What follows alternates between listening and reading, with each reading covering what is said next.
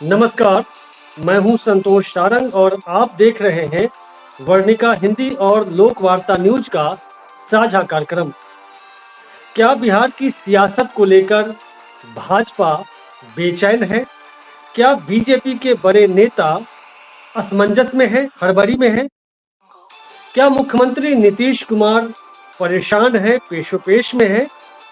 इस गठबंधन में क्या वे असहज महसूस कर रहे हैं? क्या भीतर ही भीतर यह गठबंधन लठबंधन में तब्दील होता हुआ दिख रहा है? ये कुछ ऐसे ज्वलंत सवाल हैं जिसके सूत्र तलाशने में राजनीतिक पंडित भी लगे हैं, पत्रकार और राजनीति में रुचि रखने वाले लोग भी लगे हैं। तो आइए हम भी इन सवालों के जवाब तलाशने के लिए चलते हैं वरिष्ठ पत्रकार प्रभात कुमार जी के पास, जो लोक वार्ता न्यूज के संपादक हैं। प्रभात जी, स्वागत है इस सवाल के साथ कि बिहार की सियासत को लेकर, राजनीति को लेकर भाजपा में इतनी बेचैनी क्यों है? जो सामने बिहार विधानसभा का चुनाव है, उसको लेकर है या कुछ और कारण है? देखिए, भाजपा के बेचैनी का दो तीन कारण है, जिसमें सबसे बड़ा कारण विगत लोकसभा में भाजपा का बिहार में प्रदर्शन है, जिसमें अब यह मामला सामने आ चुका है कि जनता दल यूनाइटेड भाजपा पर भारी पड़ी है। 74 विधानसभा क्षेत्र में जनता दल यूनाइटेड आगे रहा है। 68 विधानसभा क्षेत्र में भारतीय जनता पार्टी आगे रही है। 29 विधानसभा क्षेत्र में लोजपा आगे रही है। और हम का कोई डाटा मेरे पास उपलब्ध नहीं है, लेकिन ये मोटे तौर पर जानकारी है। और कहा जा रहा है कि 170 सीट एनडीए का जो आंकड़ा इसके आधार पर पहुंचता है वो है। यही कारण है कि यह बेचैनी राष्ट्रीय जनता दल में भी है और भारतीय जनता पार्टी में भी है। दोनों तरफ से जनता दल यूनाइटेड पर दबाव बनाने का प्रयास किया जा रहा है और नीतीश कुमार दोनों तरफ से दबाए जा रहे हैं और बीच में वो उनका सांस फूलता जा रहा है। और उसमें सबसे बड़ी बात यह है कि जो उसकी साझेदार है, जो उसके सत्ता के भागीदार है और इस सरकार का एक बड़ा हिस्सा है भारतीय जनता पार्टी, वही असहज होकर बैठ गई है। और उसके जी, असहजता का और दो बड़ा कारण है। यह है कि जो लोकसभा में जो उसकी स्थिति है, 240 सदस्यों की संख्या वाली भाजपा अब उस तरह से मनमाना अपना फैसला नहीं ले पा रही है जो पिछले शासन काल में ले रही थी। अब उसको जनता दल यूनाइटेड और तेलुगु देशम पार्टी, जो उसका दो महत्वपूर्ण सहयोगी है, उस पर उसको निर्भर रहना पड़ रहा है। उसके जो अपने एजेंडा है उसको पास कराने के लिए कहीं ना कहीं इनको पहले दबाव में लेना पड़ता है और फिर वह उसमें आगे बढ़ती है। एक तरफ जनसुराज के प्रशांत किशोर लगातार नीतीश कुमार पर हमलावर हैं, तो दूसरी तरफ बीजेपी के कई नेताओं के जो बयान आ रहे हैं या जो कुछ चल रहा है, उसको लेकर ये लग रहा है कि बीजेपी भी भीतर ही भीतर नीतीश कुमार और जेडीयू को लेकर वो कुछ न कुछ गुल खिलाने में बीजेपी लगी है। और लेकिन जेडीयू के समझे? भीतर भी एक तरह से सिर फुटौल चल रहा है। वक्फ बोर्ड संशोधन बिल को लेकर गुलाम रसूल वलियाबी का जो बयान आया, ललन सिंह का जो बयान है या विजय कुमार चौधरी का जो बयान है, ये सबको अगर मिलाते हैं तो लग रहा है कि जेडीयू के भीतर भी कुछ ठीक-ठाक नहीं है। जेडीयू के भीतर भी स्पष्ट तौर पर दो धाराएं हैं, इससे इनकार नहीं किया जा सकता है। एक धारा का नेतृत्व संजय झा संभालते हैं, जो जनता दल यूनाइटेड के राष्ट्रीय कार्यकारी अध्यक्ष हैं, और एक के तो स्वयं नीतीश कुमार हैं जो राष्ट्रीय अध्यक्ष है। ये दो धाराएं स्पष्ट रूप से है। जनता दल यूनाइटेड के बीच में कुछ क्रीमी लेयर के नेता हैं जिनको मलाई ही से पसंद है और मलाई के लिए ही इस पार्टी में है, एकदम साफ तौर पर मैं कह सकता हूं। तो उनको ऐसा लगता है कि उनके रुझान और उनके उनको उनका जो अपना जो समाज है और जो उनका वोट बैंक है उसके हिसाब से उनको भाजपा बहुत ज्यादा सूट करती है, इसलिए वो भाजपा के तरफ उनका रुझान ज्यादा दिखता है। और जब भी मौका मिलता है वह उनका झुकाव उस ओर दिख जाता है। वक्फ बोर्ड के मामले में भी जिस तरह से ललन जी का भाषण हुआ संसद में, लोकसभा में उन्होंने जो बताया बोला, उसको लेकर नीतीश कुमार भी दुखी हैं। आपको मालूम हो कि मुख्यमंत्री नीतीश कुमार नाराज है उनके उस भाषण से, खुश नहीं है। और उन्होंने अपने दोनों नेता, जो राज्यसभा के नेता हैं और जो लोकसभा के नेता हैं, इन और दो जो मंत्री हैं भारत सरकार के, दोनों से आग्रह किया है कि वह मध्यम मार्ग को अपनाएं और मध्यम मार्ग में रहते हुए मोदी के समर्थन में या विरोध में बोलने का प्रयास करें। निश्चित तौर पर अगर इसको इस रूप में देखें तो अनुशासन की धारा को नहीं तोड़े और नीतीश जी के बिना मर्जी के या पार्टी के बिना मर्जी के अपनी मर्जी इस पार्टी पर नहीं थोपे।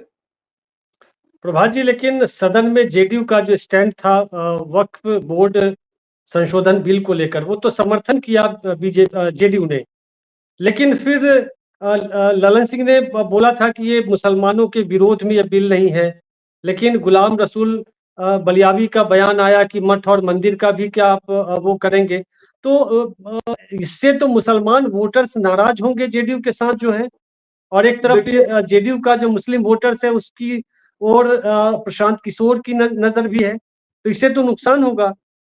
देखिए बिहार सरकार ने जो फैसला लिया है वक्फ बोर्ड के, जो केंद्र सरकार में उसमें समर्थन जरूर किया था और वक्फ बोर्ड में भी कई गड़बड़ियां हैं। जिस तरह से वक्फ बोर्ड की संपत्ति है और उसका निजीकरण जिस तरह से धार्मिक आधार पर किया गया है वह भी गलत है। और हिंदू समाज का जो मठ मंदिर है उसका भी जो कुछ निजीकरण किया गया है और उन संपत्तियों का भी जो ब्यौरा नहीं है, जिस तरह से निजीकरण मतलब कब्जा, अतिक्रमण। हाँ वहाँ गोलमाल नहीं, उसमें वक्फ बोर्ड के संपत्ति में कुछ लोगों ने व्यक्तिगत तौर पर भी गड़बड़ी की है। कई वक्फ बोर्ड का मामला हम लोगों ने देखा है मुजफ्फरपुर में भी, कि उनकी जमीन को बेच दिया, उनको कर दिया जो उसके माने जो जिसको कहिए कि कस्टोडियन थे, उन्होंने कई गड़बड़ियां की है। तो कानून के दायरे में मठ मंदिर और ये वक्फ बोर्ड को भी लाया जाना चाहिए। और हम तो कहेंगे कि जो भी इस तरह का है उन जमीनों को सरकार को माने उसको अपने कब्जे में लेकर उसका जो राष्ट्रीय उपयोग है, जो देश के हित में उपयोग हो सकता है, प्रदेश के हित में उपयोग हो सकता है, वो व्यक्तिगत हित से लेकर अगर उसमें किया जाए तो ज्यादा बेहतर है। आज अगर आप देख लीजिए इस राज्य में तो स्कूल कॉलेज बनाने के लिए जमीन का बड़ा अकाल होता है। मेन शहर जो है या मुख्य जो जगहें हैं वहां पर अब मठ मंदिर की जगह बची हुई है, अब वक्फ बोर्ड की जमीन बची हुई है, जो जिस पर कहीं ना कहीं निजी खेल होता है, जमीन नहीं, माफियाओं ये का। तो आपका व्यक्तिगत राय, आपकी लेकिन राय हो अब सकती है।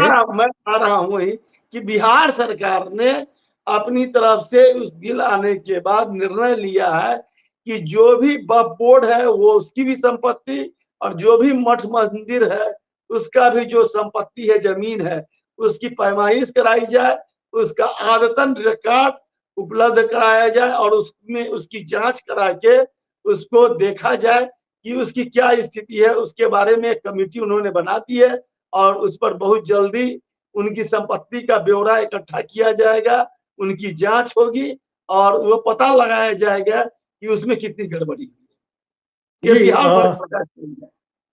हमारे सूत्र ये बता रहे हैं कि प्रशासनिक स्तर पर बिहार सरकार बड़ा फेरबदल करने वाली है। जी जो प्रशासनिक हेरफेर का सवाल है, अगस्त का महीना बिहार के लिए प्रशासनिक लहजे में बहुत महत्वपूर्ण होने वाला है। जिस तरह से भारतीय जनता पार्टी के नेता प्रशांत किशोर और जो विरोधी दल के नेता हैं राष्ट्रीय जनता दल और आम लोग भी अगर कहिए तो जो बिहार में जिस तरह से लॉ एंड ऑर्डर की स्थिति बिगड़ रही है और जिस तरह से प्रशासनिक अराजकता का भी मामला हुआ आया है और कई भ्रष्टाचार के मामला उजागर हुए हैं। उसको लेकर नीतीश कुमार कहीं बहुत सख्ते में है, बहुत परेशानी में है। और कभी भी कोई शासक अपनी कमियों को उजागर नहीं करता है, उसमें सुधार करने का प्रयास करता है। और इस दृष्टि से दो बड़े फैसले की उम्मीद दिख रही है, जिसमें बिहार के डीजीपी भी बदलेंगे और चीफ सेक्रेटरी भी बदलेंगे। डीजीपी के जी। लिए नाम भेजा जा चुका है ब्रजेश मल्होत्रा, जो अभी चीफ सेक्रेटरी हैं। अगर उनको एक्सटेंशन नहीं दिया जाता है तो उनको 31 अगस्त को रिटायर होना है। तो बिहार सरकार के पास चीफ सेक्रेटरी के लिए भी 3-4 नाम है, जिसमें अमृतलाल मीना, जो मुजफ्फरपुर में डीएम भी थे, बहुत कड़क अधिकारी थे, दलित समुदाय से आते हैं। और जैसे कि शोभा अहोतकर है डीजीपी के लिस्ट में, उसी तरह के पहले नंबर पर अमृतलाल मीना, जो अभी कोयला विभाग में, जो भारत सरकार का कोयला मंत्रालय है, उसमें सचिव है, उनका नाम है। चैतन्य प्रसाद है और पाठक जी हैं।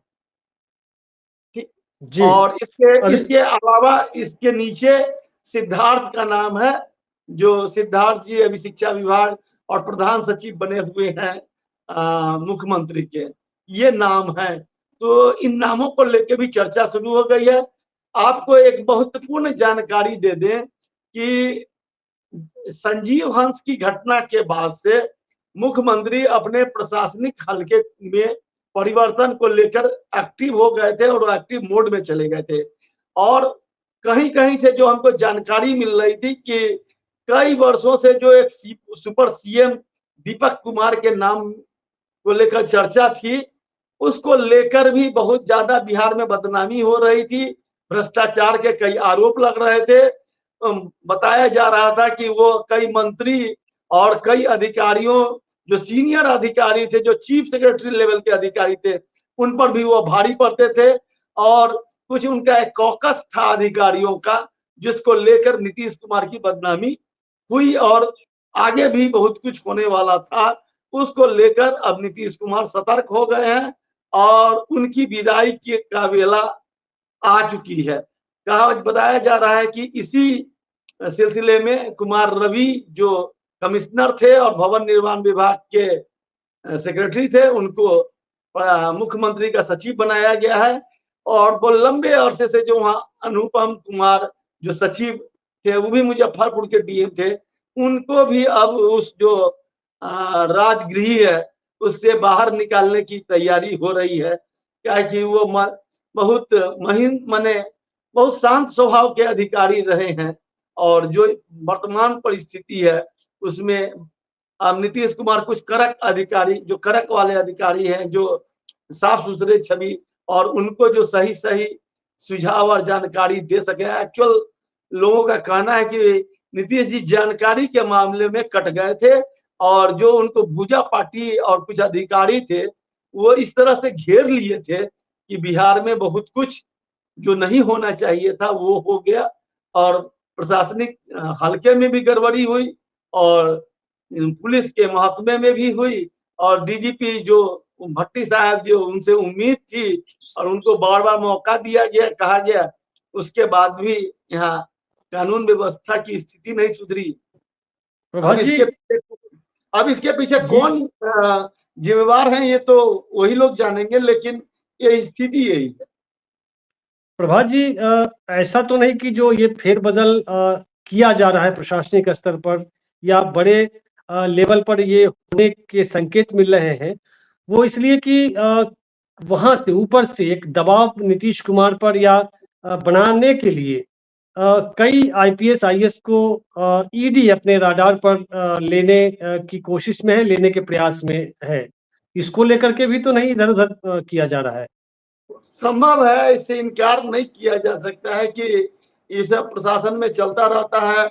और जो भी इस देश में रहा है कि जो भी राज्य सरकार प्रधानमंत्री या अमित शाह जी से अलग अपनी कोई भावना रखते हैं या उनके दबदबे से बाहर निकलना चाहते हैं, उन पर तो ईडी और सीबीआई का इस्तेमाल होता ही है और उनको लेने का प्रयास किया जाता है।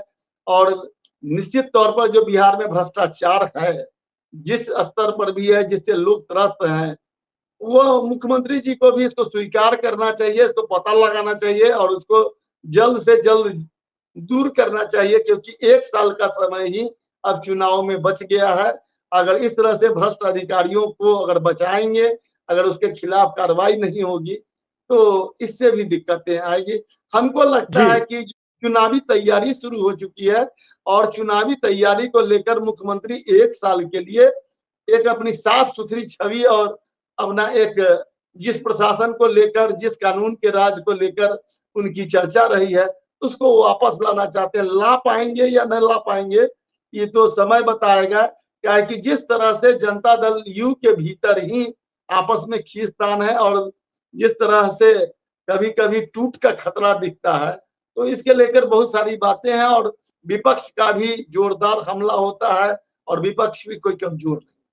जी, आपने लॉ ऑर्डर की बात की। बीजेपी के सांसद और पूर्व प्रदेश अध्यक्ष डॉक्टर संजय जायसवाल ने भी लॉ एंड ऑर्डर की का मामला उठाया है, शराब का भी मामला उठाया है।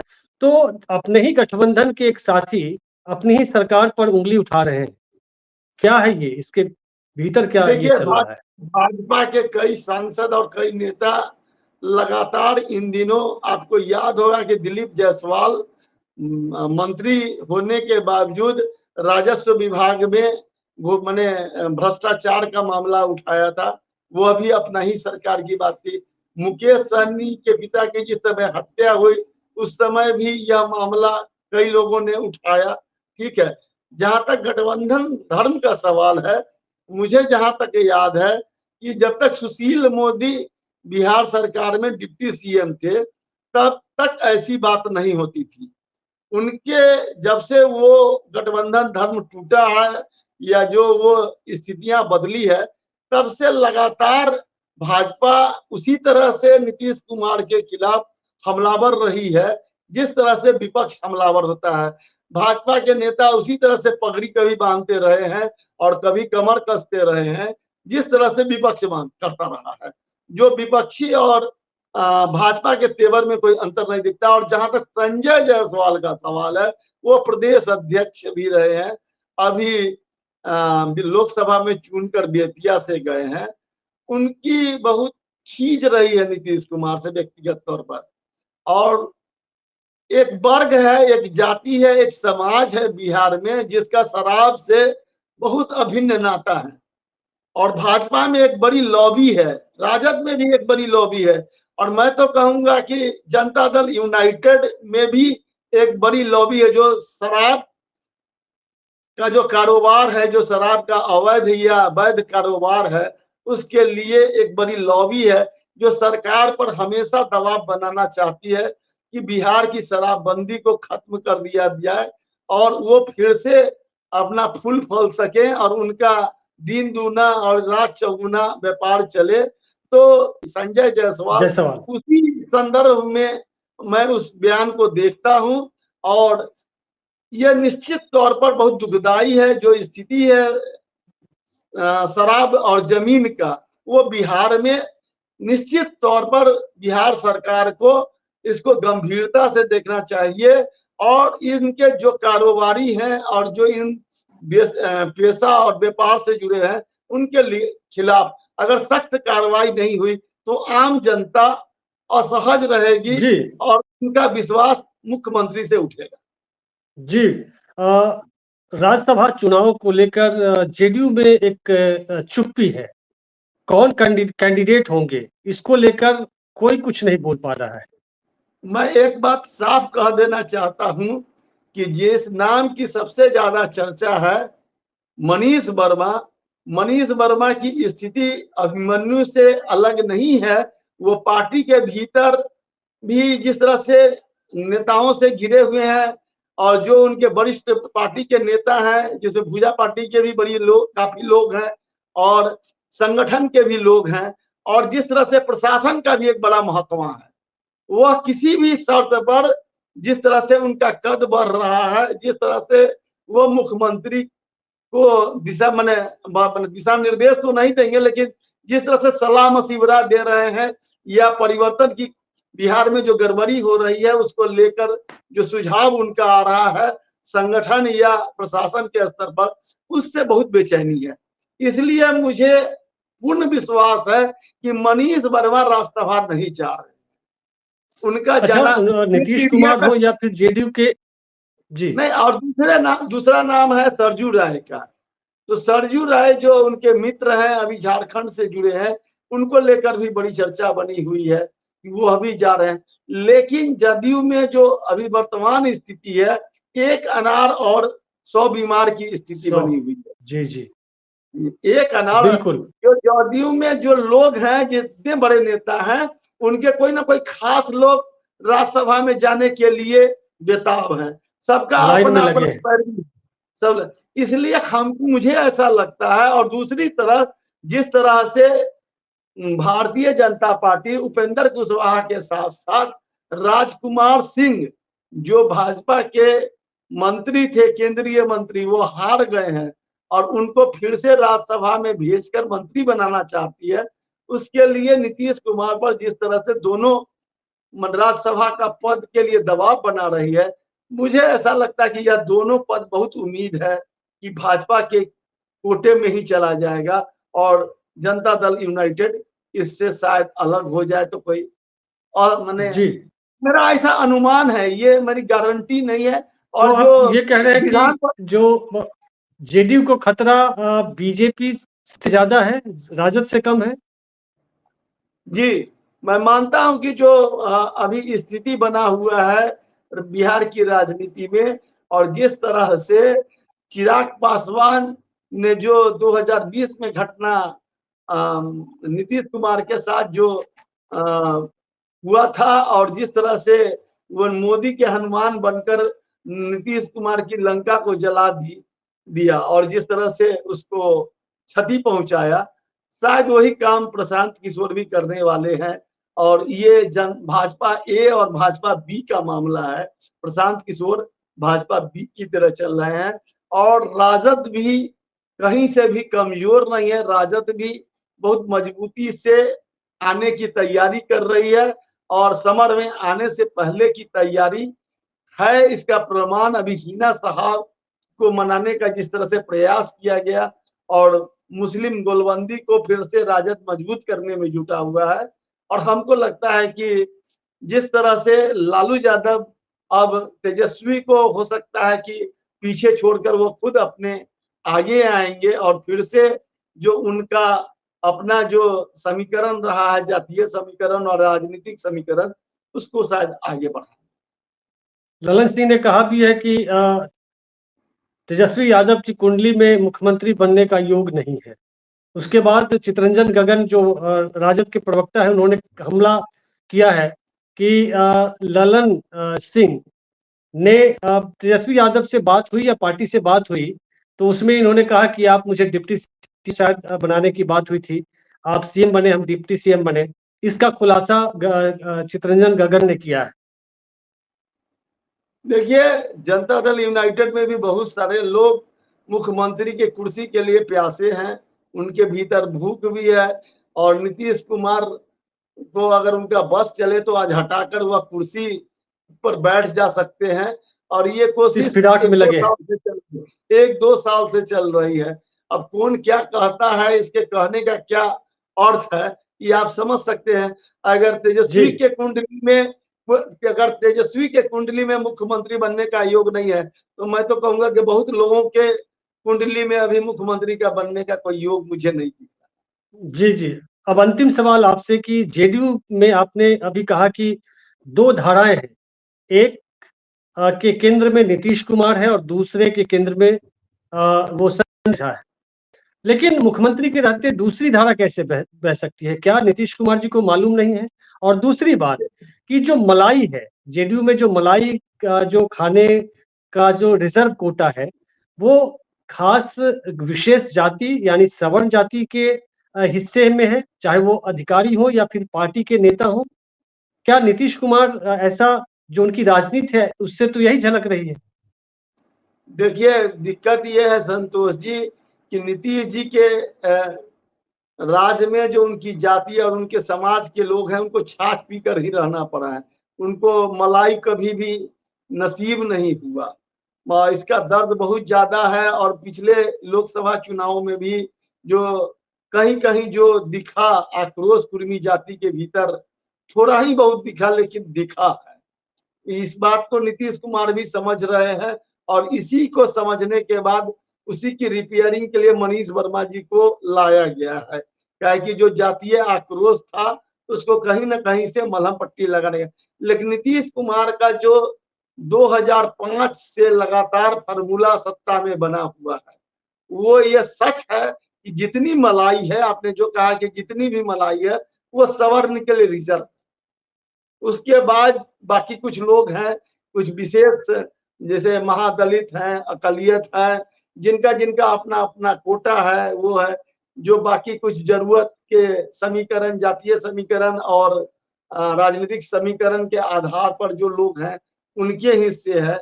लेकिन ये अपनी जाति के लिए नीतीश कुमार के राज्य में यही है, इस समाज का यह आरोप है कि भाई हमारे लिए मुख्यमंत्री के कुर्सी के अलावा बाकी कोई चीज ऐसा नहीं है, हम सिर्फ नीतीश कुमार जी को देखते रहे और प्रसन्न रहे, यही उनका संदेश है। और बिहार विकास करे, तरक्की करे और हम उसके लिए बलिदान करें। जी। जहां तक सवाल है कि अब ये लोग मलाई से भी संतुष्ट नहीं है, अब मलाई के बाद ये कुर्सी चाहते हैं और कुर्सी के कुर्सी लिए चाहते हैं, तो वक्त जी हमारे कुर्सी पास अब चाहते हैं नहीं है। और हाँ वाजिद, जो सवाल हमने शुरू में लिए थे उसके लगभग जवाब हमारे दर्शकों को ज़रूर मिल गए होंगे और दर्शकों से ये गुजारिश है कि वे अपनी प्रतिक्रिया ज़रूर दें इस बातचीत को लेकर के, क्या सोचते हैं? तो दीजिए इजाज़त, फिर मिलते हैं अगले अंक में, तब तक के लिए नमस्कार, शुक्रिया।